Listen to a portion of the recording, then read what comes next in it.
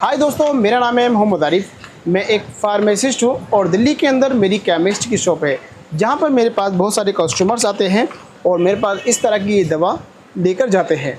ये दवा कैसे काम करती है, कैसे इसको इस्तेमाल करना चाहिए, या इन दवाओं के अंदर से कौन सी दवा ज़्यादा बेहतर है, अगर आप भी इन दवा का इस्तेमाल करते हैं तो कमेंट सेक्शन में बता सकते हैं। तो चलिए आइए जान लेते हैं ये दवा कैसे काम करती है और इन दोनों दवाओं के अंदर से कौन सी दवा ज़्यादा बेस्ट होने वाली है। तो चलिए हम इस वीडियो को शुरू करते हैं। दोस्तों, इसका नाम है वियोग्रा 100 मिलीग्राम टैबलेट और इसका नाम है स्वाग्रा 100 मिलीग्राम टैबलेट। वैसे तो इस दवा के कंपोजिशन दोनों के सेम है, लेकिन ये दवा अलग अलग कंपनी की बेची जाती है। इस कंपनी की बात करें तो जर्मन फार्मास्यूटिकल ये दवा कंपनी है और इस दवा के नाम है स्वाग्रा 100 मिलीग्राम और ये सिप्ला फार्मास्यूटिकल द्वारा बेची जाती है, जो कि मार्केट में ये दोनों दवा अपनी अपनी जगह पर अच्छी पकड़ बनाए हुए हैं और आजकल के युवाओं में ये दवा काफ़ी पसंद की जाती है। इन दवाओं को किस पर्पज़ के लिए इस्तेमाल किया जाता है, अगर आप इस दवा का इस्तेमाल करते हैं तो इसके बारे में आगे मैं बताऊंगा कि इस दवा के खाने से क्या क्या साइड इफ़ेक्ट होते हैं। और अगर आप इस दवा को पहली बार इस्तेमाल कर रहे हैं तो इस वीडियो को एंड तक आप जरूर देखना। दोस्तों, ये दवा दोनों सेम है और इस दवा के अंदर कुछ इस तरह की टैबलेट्स निकलती हैं, जो कि इस पत्ते के अंदर लाल कलर की गोली होती है और इसके अंदर थोड़ी सी स्काई ब्लू की इस तरह की टैबलेट्स होती हैं। इन दवाओं के अंदर दोनों फार्मूले का नाम है सिल्डेनाफिल सिट्रेट 100 मिलीग्राम और इसका भी नाम है सिल्डेनाफिल सिट्रेट 100 मिलीग्राम।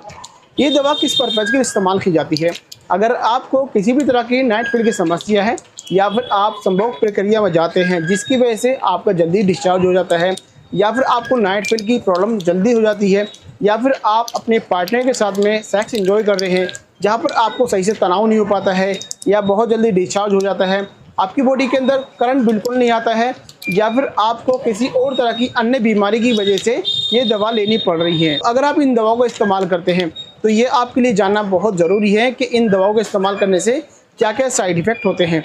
तो ये तो मैंने आपको बता दिया इन दवाओं को किस पर्पज़ के लिए इस्तेमाल किया जाता है। अगर आपको शुगर की समस्या रहती है और बीमारी होने की वजह से हमें बहुत सारी दवाई खानी पड़ती है, जिसकी वजह से हमारे जो अंदर हार्मोन्स होते हैं वो बहुत ज़्यादा डाउन हो जाते हैं, उसकी वजह से तनाव नहीं हो पाता, तो ये दवा इस पर्पज़ में बहुत सारे लोग लेते हैं। अगर आप इस दवा का इस्तेमाल करते हैं तो इसको दवा लेने का सही तरीका क्या होना चाहिए, चलिए आइए जान लेते हैं। जब आप संभोग प्रक्रिया में जाते हैं या अपने पार्टनर के साथ में बेडरूम में जाते हैं तो जाने से मात्र 1 घंटा पहले इस दवा का इस्तेमाल करना चाहिए। इस दवा को आप दूध के साथ या पानी के साथ भी इस्तेमाल कर सकते हैं।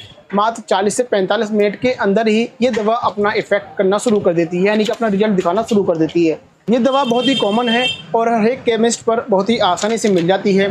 ये दवा बहुत ही जर्मन ब्रांड के हैं। इसके अलावा और भी बहुत सारी कंपनी के अलग अलग कंपोजिशन आते हैं। अब जान लेते हैं इन दवा के खाने से क्या क्या साइड इफेक्ट होते हैं और इन दवा को किन किन लोगों को नहीं लेनी चाहिए। इस दवा के इस्तेमाल करने के बाद में बहुत सारे हमारे हजरात ऐसे हैं जिनको सिर में दर्द होने की समस्या हो जाती है या चक्कर आने लगता है, या इन दवाओं के इस्तेमाल करने से उनको घबराहट हो जाती है, उनका बीपी बढ़ जाता है, उनका ब्लड प्रेशर बढ़ जाता है, या बॉडी के अंदर किसी और तरह की ईचिंग वगैरह या गैस वगैरह बन जाती है। तो इस दवा के इस्तेमाल करने से कुछ इस तरह के कॉमन साइड इफेक्ट होते हैं और ये जो साइड इफेक्ट होते हैं मात्र कुछ ही समय के लिए होते हैं, 2 से 3 घंटे के लिए। इसके बाद हमारी बॉडी रिलैक्स हो जाती है। तो ये जो साइड इफेक्ट हैं बहुत सारे लंबे समय के लिए नहीं होते। ये कुछ कॉमन साइड इफेक्ट हैं जो इन दवाओं के इस्तेमाल करने से हो जाते हैं, लेकिन उसके लिए भी रोका जा सकता है। उसके लिए भी मैंने एक सेपरेट वीडियो बनाई है, ऊपर आई बटन चल रहा होगा, वहाँ पर आप क्लिक करके उस वीडियो को वॉच कर सकते हैं। अब जानते हैं इन दवाओं को किन किन लोगों को इस्तेमाल नहीं करना चाहिए। अगर आप किसी भी तरह की बीपी की दवाई खाते हैं या आप किसी और तरह की अन्य दवाई खाते हैं, डॉक्टर ने आपको किसी तरह की नींद वाली दवाई खाने की सलाह दी है या आप किसी तरह की दवाई खा सकते हैं, तो आपको इन दवाओं को इस्तेमाल करने से बचना चाहिए, क्योंकि इन दवाओं को इस्तेमाल करने से भी साइड इफेक्ट होते हैं। अगर आपको किडनी से रिलेटेड या लीवर से रिलेटेड कोई समस्या है तब भी आप इन दवाओं को इस्तेमाल न करें। अब जानते हैं इन दोनों में से कौन सी बेहतर दवाई है। दोस्तों, ये दवा अपनी जगह दोनों दवा ठीक है, कोई भी आप इस दवा को इस्तेमाल कर सकते हैं। इन दोनों का बहुत अच्छा रिजल्ट है और ये दवा अपने आप में बहुत ही ज़्यादा स्पेशल दवा है। तो आई होप कि दोस्तों ये वीडियो आपको समझ में आई होगी। अगर आप चाहते हैं इसी तरह की और वीडियो देखना तो जल्दी से मेरे चैनल को सब्सक्राइब कर लीजिए। Thank you for watching.